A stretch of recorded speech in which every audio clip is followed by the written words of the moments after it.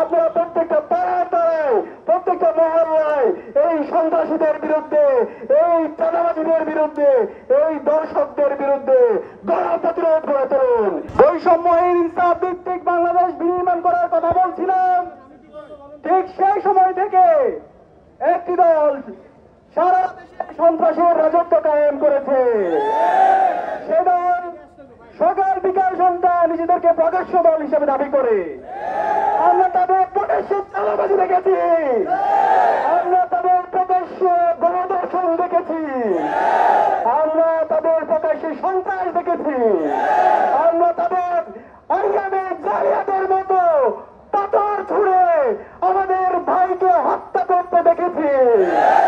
প্রিয় সংগ্রামী জনতা, আপনারা জানেন 2006 সালের 28 অক্টোবর হাসিনা পান্নারা, আওয়ামী লীগ এবং লাল সন্ত্রাসীরা আমাদের ভাইদেরকে দিনের দুপুরে হত্যা করে মৃত্যু করে তারা ক্ষমতা এসেছিল। বর্তমানে সেই ঠিক প্রকাশ্যে দল আবার পাথর দিয়ে মানুষ হত্যা করে তারা আবার ক্ষমতায় স্বাদ আস্বাদন করার চেষ্টা করছে। আমরা বলতে চাই, জুলাইয়ের প্রজন্ম বেঁচে থাকতে আমরা তাদের এই স্বপ্ন বাস্তবায়ন হতে দেব না।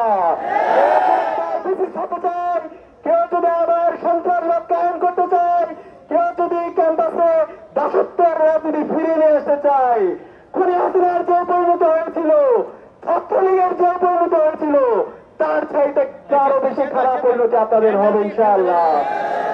সংগ্রামী জনতা, আমি সারা দেশের ছাত্র জনতাকে আহ্বান করবো, আপনারা প্রত্যেকটা পাড়ায় পাড়ায় প্রত্যেকটা মহল্লায় এই সন্ত্রাসীদের বিরুদ্ধে, এই চাঁদাবাজিদের বিরুদ্ধে, এই দর্শকদের বিরুদ্ধে গণপ্রতিরোধ গড়ে তুলুন।